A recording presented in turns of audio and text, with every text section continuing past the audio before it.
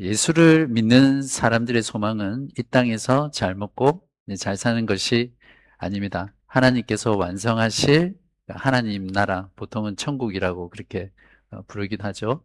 그것을 믿음으로 소망하며 사는 것이 기독교의 본질입니다. 하지만 세상에서 살아가다 보면 이제 하나님의 약속과 이제 천국 사이에 큰 갭, 간격이 느껴져서 천국에 대한 소망이 점점 약해지고 점점 세상처럼 살고 싶은 그런 마음들이 생깁니다. 여러분은 신앙생활을 하시면서 하나님의 약속과 그 성취 사이의 갭이 크게 느껴질 때 낙심하게 되고 또 점점 하나님 나라에 대한 소망보다는 이 땅에 대한 소망을 추구하게 되는데 그럴 때 여러분은 어떻게 하십니까? 저는 오늘 창세기 말씀을 통해서 여기에 대한 답변들을 여러분에게 나누고요. 또 여러분이 다시 하늘을 바라보며 하나님을 소망할 수 있는 그런 시간을 가지도록 하겠습니다. 지난주에는 요셉이 바로의 꿈을 해석해주고 단숨에 노예 제수에서 제국 애굽의 총리가 되는 그런 스토리를 보았습니다. 그래서 그렇게 하나님께서 하신 이유는 온 땅의 사람들을 기근해서 구원하기 위해서였다는 것을 보았죠. 극심한 기근은 야곱 가족들이 살고 있던 가나안 땅도 예외가 아니었습니다. 그래서 야곱은 양식을 사기 위해서 요셉의 형들을 애굽으로 곡식을 사러 보냅니다. 그 과정에서 형들은 자기들은 알지 못했지만 애굽의 총리가 된 요셉에게 절을 하고 양식을 사오게 됩니다. 그러나 요셉은 알아보죠. 알아보고 의도적으로 그들을 굉장히 괴롭게 만듭니다. 그래서 결국에는 형들의 입으로 자기들의 죄를 고백하게 만들죠. 나중에는 자신의 신분을 밝히고 아버지 야곱과 또 야곱의 모든 가족들을 애굽으로 다 불러 모읍니다. 그렇게 해서 야곱 가족의 가나안 땅 생활은 끝이 나고 애굽 생활이 시작이 됩니다. 그리고 야곱은 죽었다고 믿었던 요셉을 드디어 만나게 되어서 이제는 죽어도 여한이 없다라는 고백을 합니다. 그렇게 해서 애굽에서 또 잘 먹고 잘 살았더라 이렇게 이야기가 끝날 수도 있을 겁니다. 그러나 이 모든 것들이 하나님의 구원 계획 속에 들어 있었던 거죠. 저자는 의도적으로 애굽으로 이주한 야곱 사람이 몇 명이라고요? 모두 70명이었다라고 인원수를 기록해요. 나중에 출애굽기서를 넘어가면 그 70명이 최소한 240, 그러니까 군대에 나가서 전쟁을 할 수 있는 장정만 60만 명이니까 한 가족당 4인만 쳐도 240만 명이잖아요. 근데 유대인들은 많이 나왔으니까 그렇게 치면 400만, 500만도 될 수 있는 거예요. 그렇게 어마어마한 민족이 되어서 애굽을 나오게 되죠. 그러니까 이런 모든 과정들이 하나님께서 하나님의 나라를 세우고자 하는 그 위대한 구원 계획 속에서 하나씩 하나씩 진행하고 있는 것입니다. 오늘 본문인 48장부터 50장까지는 야곱과 요셉의 죽음과 장사에 대한 내용입니다. 이제 야곱이 죽을 날이 점점 가까이 다가오고 있습니다. 요셉은 아버지가 병들었다는 소식을 듣고 요셉의 두 아들 므낫세와 에브라임을 데리고 야곱에게 축복을 받으려고 데려갑니다. 그래서 자세히 다루진 않겠지만 야곱이 요셉의 두 아들 에브라임과 므낫세를 축복하고요. 그 뒤에 야곱의 12아들을 다 불러서 르우벤부터 베냐민까지 차례대로 축복을 합니다. 49장 1절에 보시면 후일에 당할 일을 알려주겠다 말했으니까 야곱의 축복의 내용은 예언을 담고 있는 것입니다. 그리고 실제로 이스라엘의 역사를 보면 야곱의 이 축복의 내용 그대로 다 성취되죠. 바로 이들이 장차 약속의 땅에 들어갈 이스라엘의 12지파의 조상들이 됩니다. 야곱이 축복한 내용을 보면 유다와 요셉에게 한 축복이 모든 축복의 절반 이상을 차지하거든요. 그 중에 우리가 주목해야 될 축복의 내용은 유다에게 한 축복입니다. 유다가 가장 큰 축복을 받았고 축복의 내용도 가장 탁월합니다. 창세기 이야기를 쭉 보셔서 알겠지만 왜 갑자기 유다가 이렇게 축복을 받지? 네, 그런 의문이 드실 거예요. 49장 8절에서 10절을 보시면 유다에게 축복한 내용 두 구절만 말씀드리면, 유다야 너는 내 형제의 찬송이 될지라. 내 손이 내 원수의 목을 잡을 것이요 내 아버지의 아들들이 내 앞에 절하리로다. 어떤 내용입니까? 그러니까 유다의 후손에서 결국에는 메시아 예수가 나오고, 여자의 후손으로 오신 그 메시아를 통해서 사탄의 머리가 깨진다는 그 약속의 예언이 유다에게 주어지고 있습니다. 10절에 보시면 규가 유다를 떠나지 아니하며 통치자의 지팡이가 그 발 사이에서 떠나지 아니하기를 실로가 오시기까지 이르리니 그에게 모든 백성이 복종하리로다. 규와 통치자라는 것은 왕권을 말하죠. 그러니까 유다의 후손에게서 그 왕권이 사라지지 않는다라는 겁니다. 그러니까 지금 유다에게 예언한 축복의 내용은 유다의 혈통에서 위대한 다윗 왕과 또 예수 그리스도가 나오실 것이라는 것을 예언합니다. 이런 창세기 내용을 이것이 어떻게 다윗 왕과 또 솔로몬과 또 이스라엘 역사를 거쳐서 그리스도에게로 이어지는지를 우리가 잘 이해하지 못하면 말 그대로 창세기는 도덕적 교훈이나 우리가 이 땅을 살아가면서 이렇게 살아야지 하는 그런 영웅의 이야기, 또 인물 중심의 이야기로 변질될 수 있거든요. 그래서 조금은 여러분에게 마음에 깊이 와닿지 않을 수도 있지만 이런 내용들을 제가 짚고 넘어갑니다.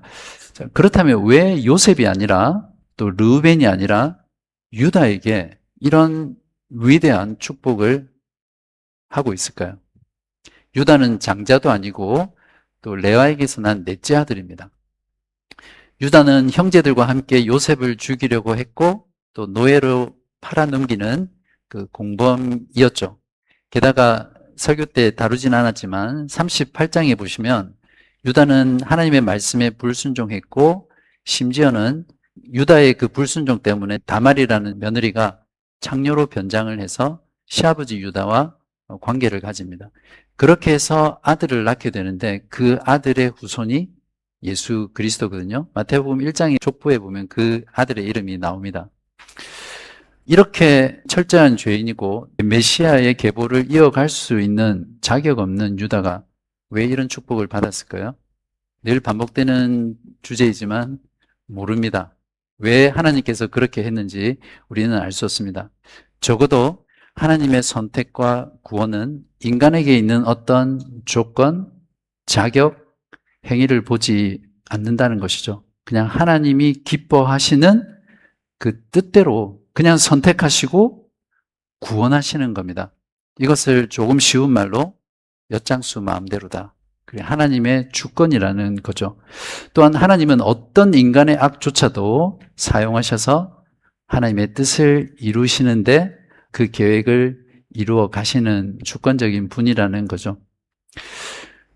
이제 야곱은 12아들을 축복한 후에 마지막으로 유언을 남깁니다. 명령을 하는데요. 49장 29절에서 33절은 우리가 같이 함께 읽겠습니다. 그가 그들에게 명하여 이르되 내가 내 조상들에게로 돌아가리니 나를 햇사람 에브론의 밭에 있는 굴에 우리 선조와 함께 장사하라. 이 굴은 가나안 땅 마므레 앞 막벨라 밭에 있는 것이라. 아브라함이 햇사람 에브론에게서 밭과 함께 사서 그의 매장지를 삼았으므로 아브라함과 그의 아내 사라가 거기 장사되었고 이삭과 그의 아내 리브가도 거기 장사되었으며 나도 레아를 그곳에 장사하였노라.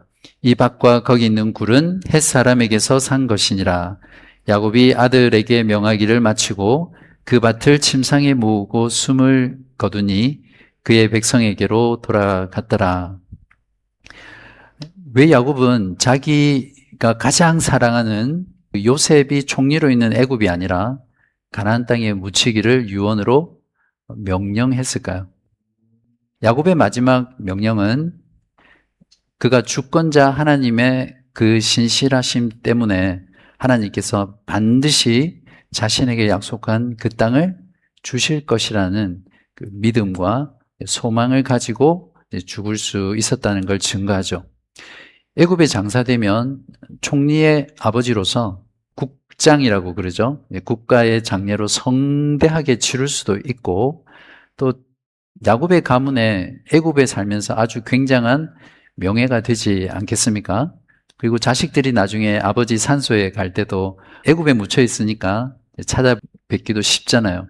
그런데 야곱은 자신의 장사를 위해서 왕복 960km나 되는 그 길고 험하고 위험한 길을 선택합니다.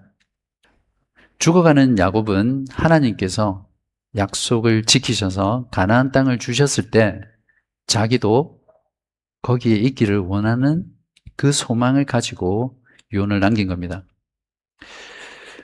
야곱이 그렇게 받고 싶어 했던 복, 야곱은 복에 거의 매달린 절규하던 자잖아요. 그리고 하나님과 겨루어 이기면서 그 복을 받고자 했던 그 복의 실체가 무엇입니까? 바로 영원한 하나님 나라입니다. 하나님의 약속이 이루어지는 그 나라를 야곱은 믿고 소망했던 겁니다. 야곱은 아들들에게 명령을 마친 뒤에 발을 침상에 이렇게 모으고 숨을 거둡니다. 향년 147세죠. 참 야곱의 인생은 자신의 말대로 파란만장한 인생이었고 또 험난한 세월이었습니다. 아버지에게 가장 큰 사랑을 받았던 요셉이 아버지의 얼굴에 대고 입을 맞추고 웁니다. 한번 이 장면을 생각해 보십시오. 참 가슴이 절절히 메어오는 그런 장면이죠. 다른 아들은 뭐 하고 있죠? 왜 요셉만 이렇게 울고 있는 것일까요? 사랑을 많이 받은 자가 또 사랑을 많이 하게 되죠. 요셉은 17살 때 형들에게 심부름을 간 그 이후부터 아버지를 보지 못했습니다. 아마도 모진 고통을 당했던 그 13년 기간 동안 그 아버지의 사랑이 너무너무 그리웠고 또 그 아버지가 정말 보고 싶었을 겁니다. 실제로 요셉의 그 전 스토리를 보면 그런 마음이 많이 나타나거든요. 이제 겨우 만났는데 좀 더 오래 아버지랑 시간을 보내고 싶은데 너무 빨리 아버지가 하나님의 부름을 받는 것을 보고 참 많이 슬퍼했습니다. 우리 구주 예수께서는 영혼에서 하나님 아버지에게서 이런 무한한 사랑을 받으셨습니다. 예수 그리스도도 하나님 아버지를 한량없이 사랑했죠. 그래서 성부, 성자, 성령 삼위 하나님은 영원에서부터 서로 사랑하고 사랑받고 사랑을 주고받았던 그런 분이세요. 그래서 진정한 사랑의 완전한 모델은 바로 성부, 성자, 성령 하나님 사이에서 하시는 그 사랑이거든요. 하나님의 아들 예수 그리스도가 십자가에 달려서 고난당하실 때 가장 큰 고통이 무엇인지 아세요? 제가 부활절 때 설명을 좀 드렸던 것 같은데 그 육체적인 고난, 살점이 떨어져 나가는 그 채찍에 맞는 고난, 그런 모든 고통들이 아니라 그토록 사랑했던 하나님 아버지에게서 철저히 버림받은 그것이 그리스도께는 가장 큰 고통이었습니다. 그래서 십자가상에서 나의 하나님, 그러니까 처음으로 아버지라고 부르지 않고 하나님이라고 불러요. 나의 하나님 어찌하여 나를 버리셨나이까? 하나님께서는 그 아들의 외침에 침묵하셨고 실제로 아들을 버리셨어요. 왜냐하면 예수께서는 하나님의 아들로 거기 있는 것이 아니라 저와 여러분 모든 죄인들의 죄를 대신해서 그 죄값을 대신 받기 위해서 그곳에 달려 계셨거든요. 바로 예수 그리스도의 아버지로부터 버림받은 그 사랑, 하나님께서 아들을 버려서 우리를 사랑하심으로 말미암아 저와 여러분이 구원받은 것입니다. 저와 여러분이 이런 놀라운 사랑을 받은 자라는 것을 알게 되면 하나님을 사랑하지 말라고 해도 사랑하게 됩니다. 이 사랑 알지 못하고 또 이 사랑 깨닫지 못하고 이 사랑 받지 못했기 때문에 하나님을 사랑하지 못하는 겁니다. 제가 여기서 아무리 하나님 사랑하십시오, 하나님 섬기십시오, 하나님을 위해서 여러분의 인생을 바치십시오 말을 해도 이 사랑 경험하기 전에는 절대 그렇게 살 수 없습니다. 경험하지 못했는데 그렇게 살려고 하면 할수록 그것이 더 큰 짐으로 또 율법적으로 다가올 수밖에 없습니다.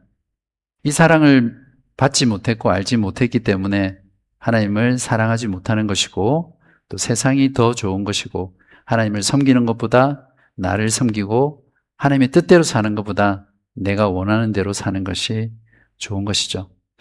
바라기는 여러분 자신의 아들을 버려 우리를 살리신 이 아버지의 사랑, 이 아버지의 사랑을 여러분 복음을 통해서 꼭 깨닫는 그리고 이 사랑받는 그런 여러분 되시기를 바랍니다. 요셉은 40일 동안 야곱의 시신에 방부 처리를 합니다. 그러니까 애굽이니까 미이라 처리를 한 거죠. 애굽 사람들은 총리의 아버지인 야곱을 위해 70일을 애국합니다. 이 70일 안에는 방부하는 기간인 40일이 포함됐을 수도 있고 안 됐을 수도 있지만 아무튼 70일 동안 애국을 하죠. 애굽의 관습에 의하면 애굽의 왕은 72일 동안 애국을 하거든요. 그러니까 야곱은 지금 애굽 사람들에 의해서 왕의 애도를 받고 있는 것입니다. 요셉은 야곱의 유언을 지키기 위해서 바로의 허락을 받고 가나안 땅으로 아버지의 시신을 매국합니다. 50장 7절에서 9절인데요. 요셉이 자기 아버지를 장사하러 올라가니 바로의 모든 신하와 바로 궁의 원로들과 애굽 땅의 모든 원로와 요셉의 온 집과 그의 형제들과 그의 아버지의 집이 그와 함께 올라가고 그들의 어린아이들과 양떼와 소떼만 고센 땅에 남겼으며 병거와 기병이 요셉을 따라 올라가니 그 때가 심히 컸더라. 야곱의 장례 행렬의 규모는 어마어마합니다. 왕의 행렬과 마찬가지죠. 바로의 모든 신하, 왕궁의 모든 원로들, 애굽의 모든 원로들이 지금 이 야곱의 장례 행렬을 따라가고 있어요. 게다가 병거와 기병이 호위대로 야곱의 장례 행렬을 따라갑니다. 야곱은 이방 땅에서 실제로 요셉으로 인해서 왕의 대접을 받고 있습니다. 이 장면은 400년 뒤에 이스라엘 백성들이 어마어마한 민족을 이루고 애굽 사람들의 은, 금, 폐물을 가지고 출애굽하는 그 구원의 사건을 미리 보여주는 프리뷰이죠. 하나님께서는 이러한 장면들을 통해서 그때 그 사람들 가운데 하나님의 그 구원의 계획을 선포하고 계신 겁니다. 출애굽 때는 병거와 기병이 이스라엘 민족을 잡으러 오죠. 그러다가 홍해에 완전히 수장됩니다. 이런 장면을 읽을 때 우리는 와, 하나님 정말 위대하신 분이시구나. 그런 것들을 경험하게 되죠. 하나님은 주권자로서 구원의 역사를 단지 그냥 책에 쓰시는 것이 아니라 그렇게 역사를 실제로 창조하시고 또 일으켜 가시는 분이십니다. 장례를 다 마치고 돌아온 요셉의 형제들은 이제 요셉 앞에서 부들부들 떱니다. 그러니까 요셉의 자신들이 지었던 그 악행을 이제 아버지가 죽고 없으니까 자기들에게 복수를 할 것이다. 이제 이런 생각을 한 겁니다. 비슷한 장면이 있죠. 에서가 이삭이 죽기를 기다렸다가 죽기만 하면 야곱을 죽이려고 했잖아요. 아마 형들은 야곱으로부터 그런 이야기를 듣고 자기들도 그런 두려움에 빠진 게 아닐까 추측해 볼 수 있습니다. 16절에서 17절에 보시면 요셉에게 말을 전하여 이르되, 이제 직접 가지도 못해요. 어떤 사람을 보내서 전하는 거죠. 당신의 아버지가 돌아가시기 전에 명령하여 이르시기를 너희는 이같이 요셉에게 이르라. 내 형들이 내게 악을 행하였을지라도 이제 바라건대 그들의 허물과 죄를 용서하라 하셨나니 당신 아버지의 하나님의 종들인 우리 죄를 이제 용서하소서 하매 요셉이 그들이 그에게 하는 말을 들을 때에 울었더라. 진짜 야곱이 이런 말 한 것 보셨어요? 성경에서? 야곱이 이런 말을 하지 않았죠. 그러니까 형들은 자기들의 그 위기를 모면하기 위해서 다시 요셉에게 거짓말을 하고 있습니다. 요셉이 듣고 울었다는 소리를 듣고 이제 형들은 용기를 내서 요셉 앞에 나타나서 손이 발이 되도록 싹싹 빌고 있습니다. 18절 먼저 보시면 그의 형들이 또 친히 와서 요셉의 앞에 엎드려 이르되 우리는 당신의 종들이니이다. 형들의 곡식단이 요셉의 곡식단에 절을 하고 형들의 11별이 요셉에게 절하는 그 꿈이 지금 정확하게 성취되고 있는 장면이죠. 그러니까 37장에서 시작된 요셉의 스토리는 꿈으로 시작해서 그 꿈이 성취되는 지금 50장에서 끝나고 있는 것입니다. 19절 요셉이 그들에게 이르되 두려워하지 마소서 내가 하나님을 대신하리이까 당신들은 나를 해하려 하였으나 하나님은 그것을 선으로 바꾸사 오늘과 같이 많은 백성의 생명을 구원하게 하시려 하셨나니 당신들은 두려워하지 마소서 내가 당신들과 당신들의 자녀를 기르리이다 하고 그들을 간곡한 말로 위로하였더라. 요셉은 형들의 악행을 하나님의 뜻과 섭리로 받아들였죠. 그래서 그것을 고백하고 형들을 완전히 용서했음을 확신을 시켜줍니다. 그리고 위로까지 하고 있죠. 예수님이 이와 동일하시죠. 요셉처럼 인간의 악에 의해서 십자가형을 당하셨지만 예수께서는 그들을 위해서 중보기도 하세요. 십자가상에서 7가지 말씀을 하시는데 그 중에 가장 첫 번째 하신 말씀이 누가복음 23장 34절에 아버지 저들을 사하여 주옵소서 자기들이 하는 것을 알지 못함이니이다. 자기를 십자가에 넘기고 못 박힌 자들을 용서해 달라는 중보 기도입니다. 바로 예수님의 이 중보 기도에 대한 하나님의 응답이 저와 여러분입니다. 저와 여러분이 예수를 믿게 되고 하나님께 구원받은 것은 바로 십자가상에서 원수를 위해서 용서하시고 저들을 구원해 달라는 예수 그리스도의 그 중보 기도 때문이라는 것을 우리가 마음에 깊이 새기기를 바랍니다. 창세기의 마지막은 요셉의 유언과 죽음으로 끝이 나는데요. 24절부터 요셉이 그의 형제들에게 이르되 나는 죽을 것이나 하나님이 당신들을 돌보시고 당신들을 이 땅에서 인도하여 내사 아브라함과 이삭과 야곱에게 맹세하신 땅에 이르게 하시리라 하고 요셉이 또 이스라엘 자손에게 맹세시켜 이르기를 하나님이 반드시 당신들을 돌보시리니 당신들은 여기서 내 해골을 메고 올라가겠다 하라 하였더라. 요셉이 110세의 죽음에 그들이 그의 몸에 향재료를 넣고 애굽에서 입관하였더라. 요셉 또한 야곱처럼 하나님은 역사의 주권자이시며 또 신실하신 분이시기 때문에 반드시 이스라엘 자손들에게 약속하신 땅을 주실 것이라는 것을 믿고 소망 가운데 죽을 수 있었습니다.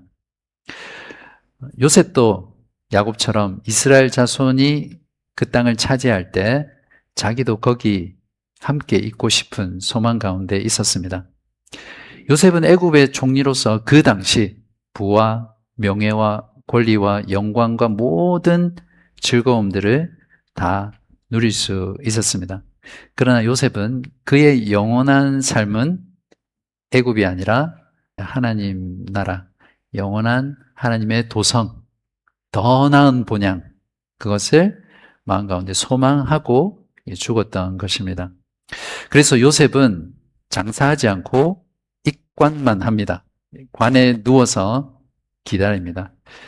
400년 후에 이스라엘 자손이 가나안 땅을 차지하죠. 여호수아를 통해서. 그리고 그때 세겜 땅에 요셉의 뼈를 묻습니다.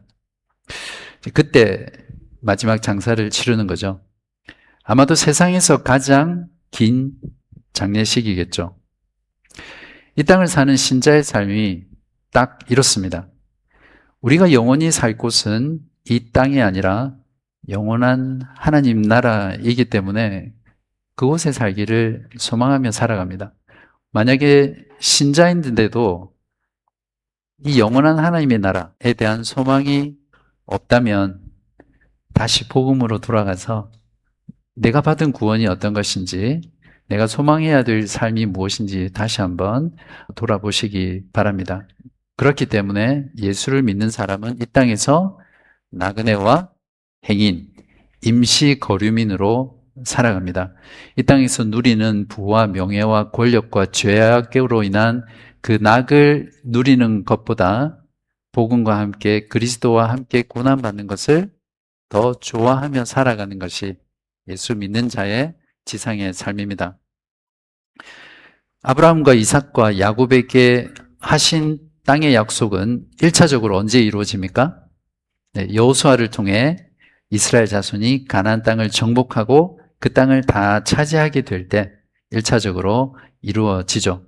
그러나 아담의 타락으로 에덴 동산을 잃어버렸던 것처럼 이스라엘 백성들은 다시 하나님께 반역하고 불순종하고 타락함으로 인해서 그 약속의 땅이었던 그 가나안 땅, 회복된 에덴 같은 그 하나님 나라에서 다시 다 쫓겨나요. 그리고 이제는 그 나라 자체가 없어지게 됩니다.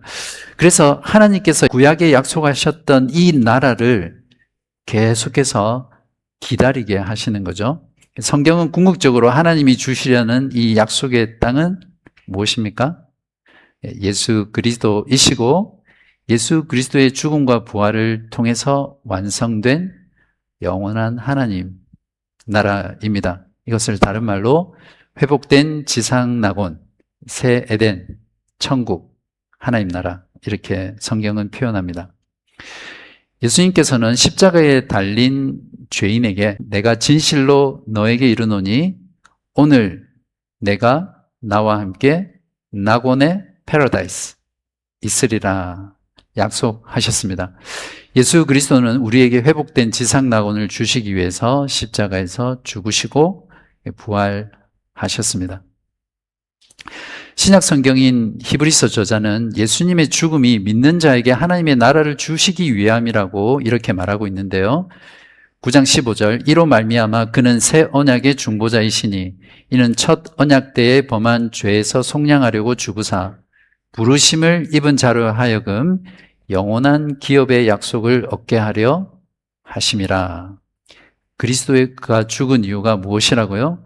예수 믿는 자가 영원한 기업을 얻게 하기 위해서입니다. 영원한 기업은 언제 주어집니까? 주님 다시 오실 때 완성될 하나님 나라, 새 하늘과 새 땅, 새 에덴을 말하죠. 그곳은 눈물도 없고 사망도 없고 애통하고 곡하는 것도 없습니다. 아픈 것도 없는 회복된 지상 낙원입니다. 성경의 제일 첫 번째 책인 창세기는 어떻게 시작했습니까? 하늘과 땅을 창조하시고 또 피조물들에게 아름다운 에덴 동산을 창설함으로 시작합니다. 그리고 가장 마지막 책인 요한계시록에는 이 회복된 새로운 에덴의 모습을 보여주고 성경은 끝을 맺습니다. 그래서 성경의 구원의 스토리를 요약하면 창조로 시작해서 새 창조로 끝나고 에덴에서 시작해서 새 에덴으로 완성이 됩니다. 그 사이에 인간의 타락과 예수 그리스도의 십자가가 서 있죠. 그러므로 우리도 야곱과 요셉처럼 하나님이 약속하신 이 땅을 우리에게 반드시 주실 것을 믿음으로 소망하며 살아갈 수 있습니다. 아브라함과 이삭과 야곱 그리고 요셉 모두 믿음을 따라 죽었지만 실제로 그들의 인생 속에서는 하나님의 그 약속을 받지 못했습니다. 그들이 이 땅에서 소유한 것이라고는 가나안 땅에 있는 그 막벨라 땅 몇 평인지는 모르겠지만 그 땅이 전부였어요. 그래서 그들은 하나님의 약속과 그 성취 사이에 갭을 살아갔던 성도였습니다. 저와 여러분 역시 하나님의 약속과 그 성취 사이에 갭을 살아가는 성도들입니다. 하나님의 나라가 오기까지는 너무 긴 시간이 남은 것 같죠? 여러분 솔직히 한번 말씀해 보세요. 예수님 곧 오실 것 같으세요? 세상을 보면 예수님 안 오실 것 같잖아요. 그래서 예수님의 오실 그 약속의 성취의 날이 너무 멀게만 느껴집니다. 또한 더 가까이에는 지금 우리가 살아가는 현실과 하나님 나라가 완성되었을 때 그 모습과는 너무나 큰 갭이 있는 것 같습니다. 예수를 잘 믿고 또 하나님을 잘 섬기며 신앙생활을 잘 해도 현실의 대부분은 변하지 않습니다. 우리가 많은 기도를 하지만 대부분의 기도는 우리가 기도한 대로 응답되지 않아요. 가난한 사람은 여전히 가난하고요. 아픈 사람은 여전히 아픕니다. 암에 걸린 사람은 대부분의 경우 그 암이 점점 악화돼서 결국에는 죽게 되죠. 부모와 자식 간에 또 부부 간에 그 관계의 어려움, 관계의 갈등이 있는 사람은 예수를 믿고 기도한다고 해서 그게 금방 변하지 않아요. 어쩌면 그 관계가 계속해서 어려운 상태로 그대로 있을 때가 많습니다. 개척교회는 10년이 지나도 개척교회인 교회들이 많습니다. 한국 교회 통계를 보면 전체 교회의 70%는 여전히 미자립 교회고요. 예장 통합교단은 30%가 30명이 안 되는 초소형 교단입니다. 그런 사역을 하는 목사님들, 사모님들, 그 교회 성도들은 어떤 마음이겠습니까? 하나님의 약속과 그 성취 사이에는 현실에 너무 많은 갭을 느끼지 않겠습니까? 세상은 수많은 사람들이 여전히 범죄와 전쟁과 재난으로 고통당하고 있고요. 수많은 교회와 성도들이 지금도 예수 믿는 것 때문에 박해받고 심지어는 순교까지 당하는 그런 세상입니다. 세상은 점점 더 악해져 가고 세상은 점점 더 하나님을 거역하고 살아갑니다. 하나님의 약속의 성취의 기간이 길면 길수록 또 그 약속의 성취의 현실과 오늘의 현실이 그 갭이 크면 클수록 우리는 낙심하게 되죠. 예수 믿어봐야 별거 없네. 그러면서 하나님 나라에 대한 소망이 점점 쇠퇴해져 가요. 그리고 실제로 세상처럼, 세상 사람처럼 살아가고자 자꾸만 유혹을 받게 되죠. 그러면 약속과 성취 사이에 갭을 살아가는 그리스도인들은 어떻게 살아야 합니까? 창세기 전체를 통해서 우리는 하나님은 주권자이시며 하나님이 언약하신 것은 반드시 지키시는 신실하신 하나님을 보았습니다. 말씀으로 천지 만물과 또 사람을 창조하시고 피조물들이 거할 에덴 동산을 하나님께서 전능하신 능력으로 말씀으로 창조하셨죠. 인간의 반역과 타락으로 잃어버렸던 그 하나님 나라를 회복하기 위해서 노아와 셈과 아브라함과 이삭과 야곱을 택하셔서 하나님의 나라를 시작하셨습니다. 하나님은 요셉의 형들의 그 끔찍하고 잔인한 범죄를 통해서도 그 악조차 낭비하지 않으시고 하나님의 백성들을 구원하기 위해서 신실하게 그 약속을 지켜 나가셨습니다. 그래서 주권자 하나님의 이러한 신실하심 때문에 마침내 예수 그리스도를 우리에게 보내주셨고 그분의 죽음과 부활을 통해서 영원한 하나님 나라를 우리에게 약속하셨습니다. 그래서 저와 여러분은 요셉과 야곱처럼 주권자 되시는 그 하나님의 신실함 때문에 여전히 하나님께서 우리에게 영원한 하나님의 나라, 지상 낙원을 회복해 주실 것을 믿음으로 소망하면서 살아갈 수 있고요. 또 우리의 임종의 순간에서도 그 소망으로 죽을 수 있을 것입니다. 지난 16일이니까 3일 전이네요. 네, 그때 제 아버님이 천국에 가신 지 3주년이 되었습니다. 남동생은 5주년이 됐고요. 아버지하고 남동생은 같은 묘지에 묻혀 있습니다. 아버지는 조금 여유가 있으셔서 한 1.2평 되는 땅에 매장되어 있고요. 남동생은 수목장을 했어요. 한 가로 세로 한 50cm 거기 나무가 심겨져 있고 그 앞에 이제 화장한 뼈 가루가 단지 안에 이렇게 묻혀 있죠. 제 남동생도 그랬고요. 제 아버지도 그랬고 참 신앙생활을 잘 하셨어요. 하나님 말씀 사랑했고 교회를 사랑했고 말씀대로 평생 그렇게 순종하며 살려고 씨름하셨던 아버지였고 또 남동생이었어요. 근데 아버지나 남동생이나 이 땅에 소유한 땅은 1.2평 아니면 한 0.5평도 안 되는 그 작은 땅이 전부예요. 그것마저도 나중에 몇 년 지나면 빼야 돼요. 영원하지 않죠. 아버지가 마지막 한 2년 정도 병상에서 고생하시다가 고통 가운데 돌아가셨어요. 그래서 아버지를 마지막으로 뵙고 떠나기 전에 아버지가 전혀 거동하지도 못하시고 또 말씀도 할 수 없는 그런 상태니까 제가 마지막 작별 인사를 꼭 나누어야겠다 그런 생각으로 제가 덩치가 크지 않기 때문에 아버지가 누워 계신 침대 위로 올라갔어요.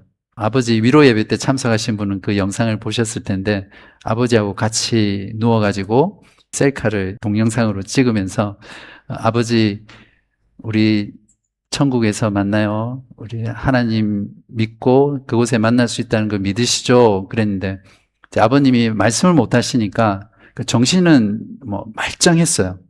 그러니까 거기에 아멘 하는 의미로 이렇게 하면서 그게 이제 영상에 찍혀 있는데 그러면서 눈물을 이렇게 글썽거리셨어요. 그러니까 아버지도 주권자 하나님 또 신실하신 하나님을 믿고 하나님께서 영원한 하나님 나라를 주실 것이라는 그 소망 가운데 그렇게 생을 마감하셨습니다. 죽으시고 부활하신 후 승천하신 하나님은 이기는 그에게는 내가 하나님의 낙원에 있는 생명나무의 열매를 주워 먹게 하리라고 약속하셨습니다. 그러므로 사랑하는 여러분, 약속과 성취 사이의 갭이 아무리 길어도 또 아무리 클지라도 하나님 나라를 소망하는 것을 포기하지 맙시다. 베드로 사도의 권면대로 저와 여러분은 그의 약속대로 의가 있는 곳인 새하늘과 새 땅을 바라보며 살아갑시다. 약속과 성취 사이의 갭을 살아가는 여러분, 그 갭이 아무리 길고 클지라도 주권자 하나님은 신실하시기 때문에 반드시 저와 여러분에게 회복된 하나님의 나라를 주실 것임을 믿고 소망 가운데 지금 살아가시고요. 또 여러분의 전 인생을 그렇게 살아가시고 또 마지막 죽음 앞에서도 그 소망 가운데 여러분 주위에 둘러있는 그 사람들 앞에서 이 고백을 하면서 하나님의 품으로 갈 수 있는 그런 여러분 되시기를 바랍니다. 바로 이렇게 살아가는 신앙이 뭐라고요? 네, 갭 신앙입니다.